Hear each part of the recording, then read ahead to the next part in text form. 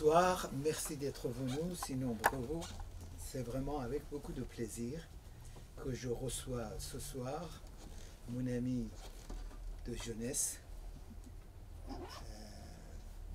Fouladouane, qui est à la fois bien installé à Téhéran et à Paris, et qui a fait un excellent travail de traduction de Hafez après ce qu'il avait fait avant. Il a fait déjà une présentation de livre il y a 1 an et demi ici sur les voyageurs français en Iran, et qui est un excellent travail, mais ça c'est Hafez, c'est poétique. La traduction de Hafez, même si on fait encore des centaines, ne serait pas le plus accompli, mais ça c'est un des meilleurs que j'ai vu. Et merci d'avoir accepté. Il va présenter un peu la préparation de sa traduction et son œuvre aussi. Ça prendra à peu près une demi-heure, 40 minutes. Après, s'il y a des questions, des points de vue, en essayant d'être bref. Et après, ça sera le dédicace. L'ensemble de soirées est enregistré, diffusé en même temps sur Facebook, sur Instagram. Il y a des centaines de personnes qui le regardent. Et après, ça sera sur YouTube. Et sur YouTube, c'est arrivé que ça soit plus que des centaines de personnes qui le regardent après. Et ça restera sur le YouTube après pour quiconque qui voudrait s'y référer encore. Merci d'être venu. Merci. Alors, merci beaucoup à M. Salamatian. C'est un vieil ami, un ancien 68 art comme moi, naturellement. Et je suis très, très heureux de vous recevoir aujourd'hui pour parler de Hafez, qui symbolise la culture iranienne. Et donc, je vais vous donner quelques éléments sur ma traduction. Comme vous savez, toutes les traductions de Hafez sont difficiles d'abord à faire. Mais je vais vous donner quelques éléments. Mais après, c'est à vous de lire et de critiquer. Et j'espère que la prochaine fois, on fera mieux. En tout cas, alors, la première donnée, c'est que mon père, qui lui était un grand spécialiste de Hafez, de Khayyam, et il est traducteur du Coran, donc vous voyez, tout ça, ça se recoupe plus ou moins. Donc, a écrit, avant son décès, il y a environ 7-8 ans, il a écrit une analyse, une petite étude sur Hafez, et il avait choisi une centaine de ghazals de Hafez. Alors, il évoque dans la première partie, j'ai expliqué tout ça dans ce livre, et il avait intitulé son livre « Hafez delha na nosre badalha ». C'est-à-dire, il prenait une certaine position vis-à-vis de l'érudition pratiquée sur Hafez. Il insistait plutôt sur le côté, si vous voulez, le cœur, ou d'elle, si vous voulez, l'intelligence intuitive. Alors, d'après mon père et d'autres grands spécialistes, si vous voulez choisir dans le divan qui fait 500 ghazals, grosso modo, il y en a 100, d'après lui, et d'autres spécialistes comme Anjavi, Shirazi, etc., si vous récitez ce ghazal, n'importe qui, le lettré et l'illettré, il vous répond tout de suite, ça c'est Hafez. Donc, si vous voulez, c'est l'intelligence intuitive qui est comme critère pour mon père. Et donc, j'ai suivi, si vous voulez, son choix. J'ai repris la centaine de ghazals et j'ai développé les positions classiques des grands spécialistes, aussi bien européens, français et aussi iraniens. Et donc, j'ai ajouté une préface d'environ 50 pages, parce que ce livre, et nombre de mes livres, visent, si vous voulez, le grand public francophone. Ça, c'est important, je dois préciser ça. Donc, si vous voulez, moi, je vise pas les grands spécialistes, je vise pas... enfin, ils peuvent me lire, il n'y a pas aucun problème. Mais c'est surtout, j'essaye de présenter la culture iranienne au grand public francophone, et surtout français naturellement. Et je lui donne, si vous voulez, des lignes et des jalons pour mieux comprendre, par exemple, Hafez, Khayyam, X, Y, enfin les grands poètes et les grands mystiques je fais ça depuis presque une quarantaine d'années. Je suis installé en Iran. Je résiste, hein, je suis là-bas. Et donc, de temps en temps, je viens en France, alors pour une conférence ou pour présenter un livre. Et donc, ça, c'est des éléments que je voulais rappeler pour le public francophone. Alors, donc, en poursuivant, si vous voulez, le livre de mon père, je me suis dit, je vais traduire cette centaine, ce choix fait par mon père, et je vais essayer de faire une traduction qui soit à la fois, si vous voulez, parce que vous savez, les traducteurs ont ce problème, enfin tous les spécialistes qui se sont occupés de traduction, moi ça fait une quarantaine d'années au moins, où même j'ai enseigné la traduction à l'université à Téhéran. Je veux dire qu'on a un problème parce qu'il faut passer, si vous voulez, d'un espace, d'une culture à un autre espace, une autre culture. Alors, vous savez très bien que tout ça, c'est très difficile, et surtout quand c'est de la poésie. Et donc, on apprend à devenir modeste, hein, ce qui est bien dans ce métier de traducteur, vous devenez très vite modeste. Parce que vous n'arrivez pas, hein, ouais, alors vous dire. Alors je vous donne un exemple, là, comme ça. Dans Hafez, vous avez une expression que vous connaissez, enfin certains d'entre vous sûrement. On dit en persan, cette personne, cette fille, ce jeune homme, on darat, on darat. Alors, on, que vais-je faire avec on pour les Français, pour les francophones? Alors je vous donne une des difficultés. Alors, il y a des centaines d'obstacles de ce genre. Alors, il s'agissait de trouver un équivalent. Alors, mon père avait proposé, en se basant sur une origine grecque, Ena. Alors, lui, il avait proposé dans son petit livre, Ena, donc c'est on, Ena, on, et il avait proposé, si vous voulez, unité. C'est-à-dire que cette personne a une certaine unité dans son visage. Alors moi, je me suis dit, mais oui, mais ça va pas. Je ne peux pas traduire avec une unité, ça ne marchait pas dans le texte. Et puis, alors j'ai essayé d'autres trucs, et puis, Eureka, je me suis rappelé de Jankélévitch qui avait proposé un je ne sais quoi. Alors, cette fille ou ce jeune homme a un je ne sais quoi. Vous verrez dans la traduction.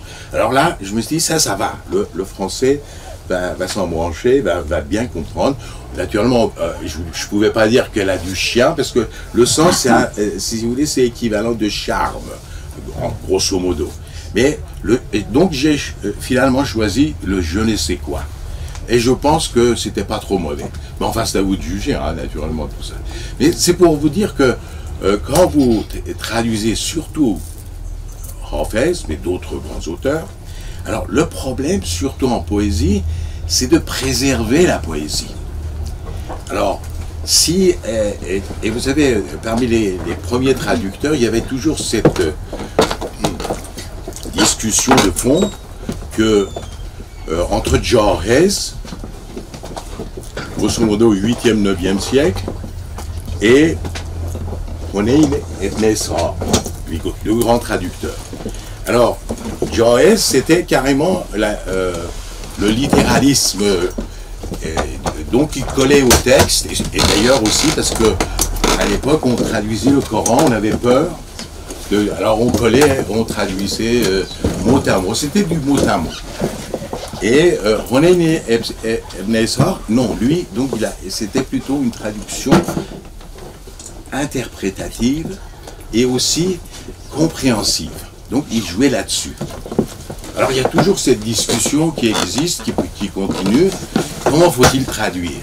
Est-ce qu'il faut coller au texte ou prendre ses distances? Alors ce que vous disiez ce matin, traduttore, enfin, faut-il trahir? Mais comment trahir? Alors effectivement, on a le droit, il faut trahir. Mais le traducteur est un traître. Ça, y a aucune, on est obligé. Mais le traducteur, s'il est un traître, il ne doit pas trahir le sens. Il peut trahir les mots. Alors, mais encore là, encore il y a des discussions. Parce que comment faire quand c'est de la poésie? Alors donc, vous voyez toute cette difficulté, et surtout avec Ramphès. Alors, qui est poète, mais aussi mystique. Et qui maîtrise l'arabe, qui maîtrise la grammaire, etc. Alors la rime est plusieurs facettes à la fois. Donc vous êtes obligé de choisir. Alors avec les grands poètes comme Ramphès, vous prenez conscience que les pertes sont graves, très souvent. Mais l'important, enfin moi et d'autres avant moi, en Allemagne, notamment, ils ont traduit Ramphès, ils ont traduit le Coran, etc. Et Ruckert, par exemple, mon Lanland. Mais Frédéric Ruckert, il maîtrisait au moins une quarantaine de langues, enfin à l'époque. Vous voyez, c'est après Goethe, presque en même temps que Goethe. Alors Ruckert, lui, il a traduit le Coran et des tas de bouquins, et lui, il était dans cette optique-là. C'était l'interprétation, la compréhension. Alors, si vous voulez, moi, je suis plus ou moins partisan de l'optique de Ronen Ibn Ishaq, et puis Ruckert, etc., et jusqu'à nos jours. Donc, j'essaie surtout de rendre compréhensible un texte très difficile, sinon, finalement, le lecteur ne vous suit pas. Même si vous êtes très précis et tout ça, donc... Alors, Corbin lui-même, voilà, Corbin préconisait surtout pas de traduction littérale. C'est le grand Corbin. Hein. Il faut, quand vous faites une traduction des grands poètes iraniens, Corbin avait dit... il y a bien longtemps, attention, pas de littéralisme. Alors, donc, si vous voulez, moi j'avais plus ou moins lu tous ces grands spécialistes, et donc l'optique que j'ai choisie, c'était de, à la fois, rendre la poésie de Ramphès de façon, si tu veux, au moins partielle, de préserver l'étrangeté du texte, mais aussi, comme le dit Berman, un grand spécialiste, et il faut, donc si vous voulez, il ne faut pas franciser la traduction, il faut le rendre en bon français. Donc ça, vous voyez, c'est des discussions un peu... Mais je tiens à rappeler tout ça pour vous faire comprendre que tous ces problèmes-là ont été abordés bien avant moi, parmi les plus grands spécialistes, mais moi je pense que la meilleure optique, surtout pour le grand public, si on veut que ça passe et que ça casse pas, parce que très souvent il y a beaucoup de grands spécialistes qui ont fait des bonnes traductions littérales, mais ça passe pas au sein du grand public.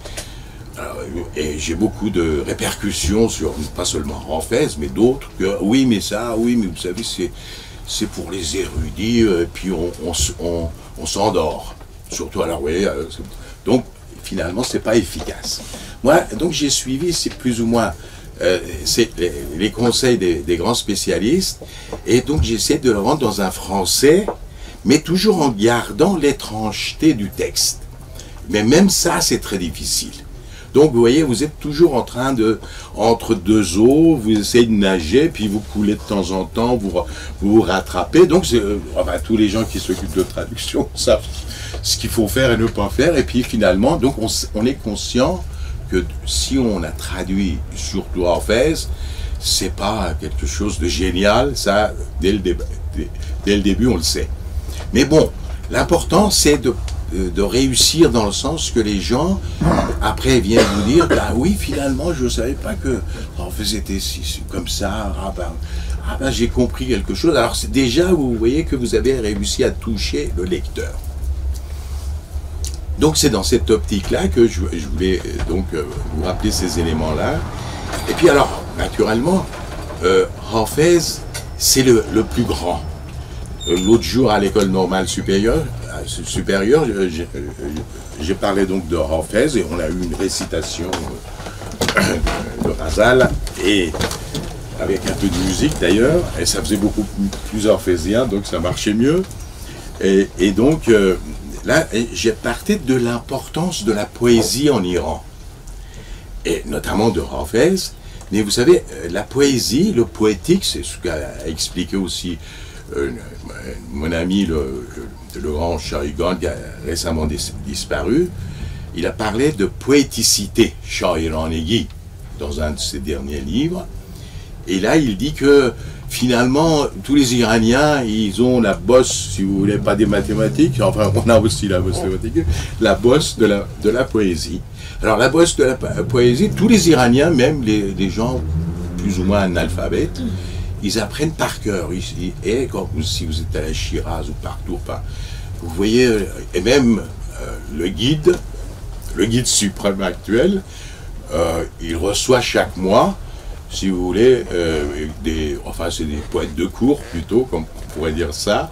Et puis, ils font une joute poétique plus ou moins, mais pas terrible, mais enfin, mais ça c'est reconnu. À l'Assemblée nationale iranienne, les députés s'injurient plus ou moins à coups de poèmes. Hein, ils se renvoient. Alors donc, vous voyez l'importance de la poésie, même maintenant. Hein, c'est pas seulement à l'époque de Hafez, toujours les gens vous répondent de façon indirecte et de façon poétique. Et donc c'est la métaphore, si vous voulez, c'est le figuré, alors ça c'est très important, ce passage-là, enfin cette dimension-là, c'est que la poésie, ça montre à la fois l'importance de la civilisation iranienne, qui est une civilisation, enfin tous les amis français qui sont restés quelque temps là-bas,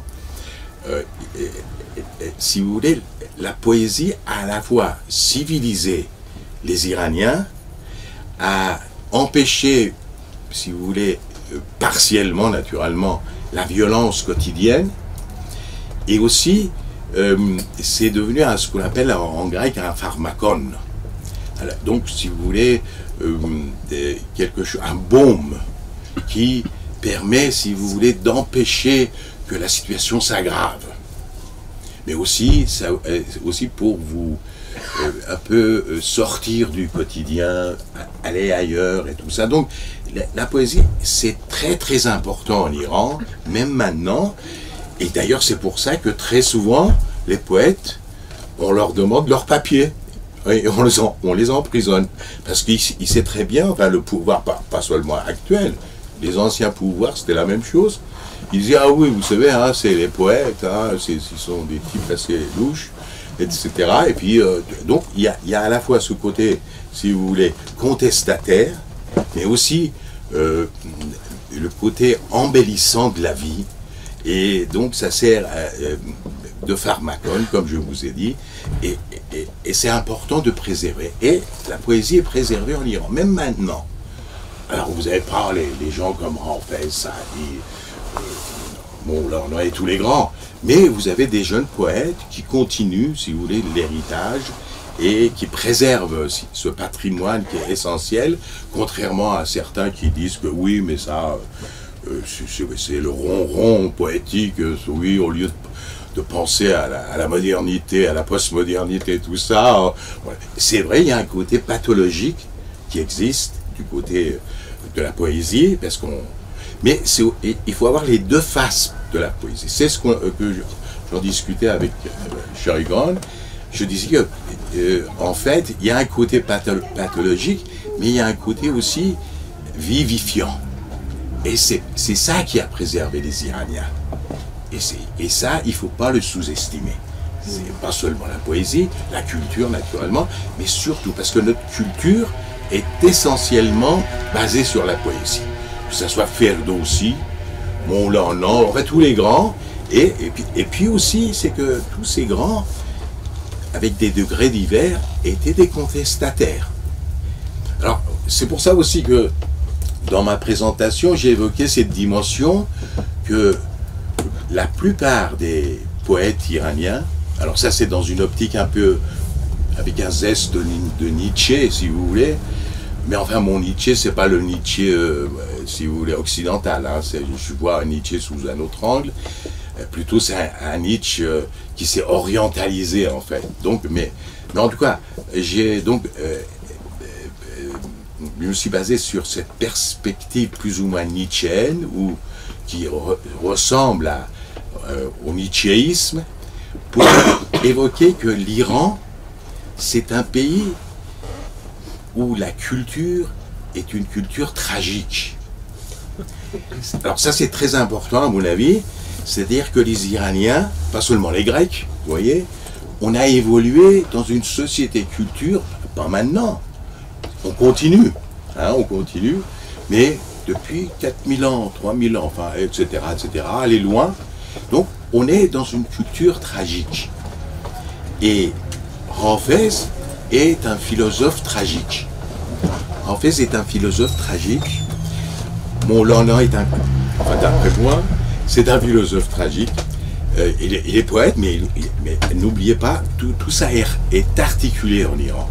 C'est-à-dire que le poète est obligé d'être philosophe sur les bords.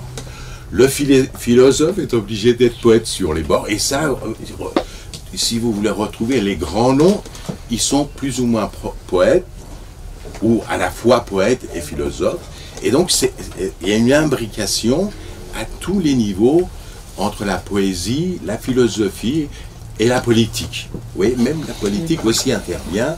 Donc, alors, quand vous jetez un coup d'œil sur les ghazals de Hafez, vous avez plusieurs, parce qu'on ne sait pas très bien, vous savez que le cursus, enfin, de Hafez et le corpus est très difficile à suivre, on n'a pas de référence d'après les grands spécialistes, mais Hafez, on a le divan 70 ans après.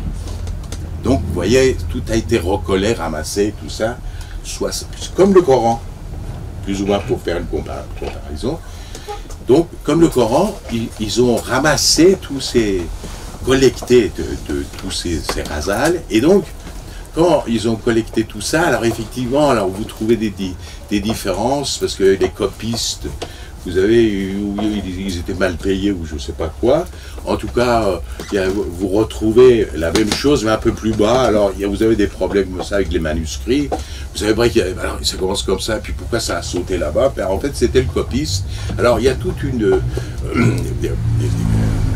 si vous voulez, pas une, mais plusieurs, si vous voulez, obstacles pour déjà dégager tout ça. Alors, donc, c'est vrai que le travail des spécialistes de Hafez qui s'occupent de manuscrits, c'est utile, hein, il n'y a aucun problème, ça tout le monde le reconnaît. Mais bon, s'en tenir seulement aux manuscrits, on tue la poésie. C'est ça le problème.